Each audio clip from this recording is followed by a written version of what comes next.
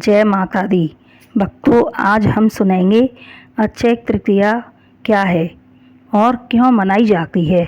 अक्षय तृतीया को अक्ष तीज के नाम से भी जाना जाता है। यह अक्षय तृतीया वैशाख मास शुक्ल पक्ष तीज को मनाई जाती है। 2022 में अक्षय तृतीया 3 मई मंगलवार को आने वाली है। इस दिन को अभुज मुहूर्त के नाम से भी जाना जाता है। इस दिन मांगलिक कार्यों को करने के लिए किसी भी मुहूर्त की आवश्यकता नहीं होती। अक्षय तृतीया एक स्वयं सिद्ध मुहूर्त है। इस दिन लक्ष्मी जी की पूजा श्री नारायण जी के साथ की जाती है। इस दिन किए गए जप तप दान पुण्य सब अक्षय हो जाते हैं। अक्षय का अर्थ है कि जिसका भी कभी क्षय न हो। पुराणों के अनुसार और तिथियों का क्षय हो सकता है, लेकिन अक्षय तृतीया का कभी क्षय नहीं होता। इस दिन बिना मुहूर्त के शादी विवाह आदि किए जा सकते हैं। कहते हैं इस दिन अन्नपूर्णा माता का भी जन्म हुआ था, इसलिए इस अन्न की देवी अन्नपूर्णा की भी पूजा की जाती है। इस दिन किए गए दान पुण्य अक्षय हो जाते हैं। इस दिन राहगीरों को शरबत पिलाना, जल पिलाना, भूखों को भोजन कराना, भंडारा कराना, ब्राह्मणों को तरह तरह के दान आदि देना चाहिए। इस अक्षय तृतीया के दिन लक्ष्मी जी की पूजा श्री नारायण जी के साथ होती है। माता लक्ष्मी जी की पूजा में लाल वस्त्र, धूप, दीपक, फल फूल, चंदन, रोली और कुछ मीठे का भोग लगाएं।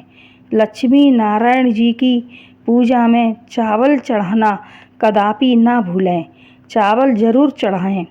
कहते हैं इस दिन द्रौपदी को भगवान श्री कृष्ण ने अक्षय पात्र दिया था, जिससे युधिष्ठिर गरीबों को भी भोजन इत्यादि का दान किया करते थे।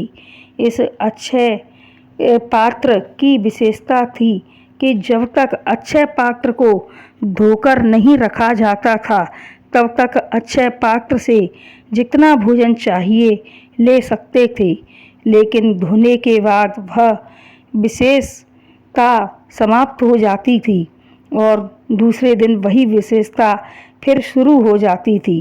कहते हैं इसी दिन भगवान श्री कृष्ण ने द्रौपदी का चीर बढ़ाकर उसे अक्षय कर दिया था, जिसका अंत नहीं था।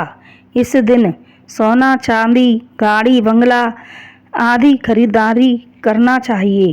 कहते हैं कि अपनी सामर्थ्य के अनुसार जो खरीदना चाहें सो खरीद दें, ज़रूरतमंदों को दान दें। इस दिन किए गए दान अनंत गुने फलदायक होते हैं, जिनका कभी नाश नहीं होता। इसी दिन श्री बांके बिहारी जी के श्री चरणों के दर्शन वर्ष भर में मात्र एक दिन अक्षय तृतीया को ही होते हैं। कहते हैं कि एक पुजारी भगवान बिहारी जी का श्रृंगार करते समय गाने लगे कि तुम्हारे चरण कमल में नैन हमारे अटके, कि बिहारी जी तुम्हारे चरण कमल में नैन हमारे अटके। पर वहीं पर एक आदमी खड़ा था, वह भी गाने लगा कि बिहारी जी तुम्हारे चरण कमल में नैन हमारे अटके, बिहारी जी तुम्हारे चरण कमल में नैन हमारे अटके।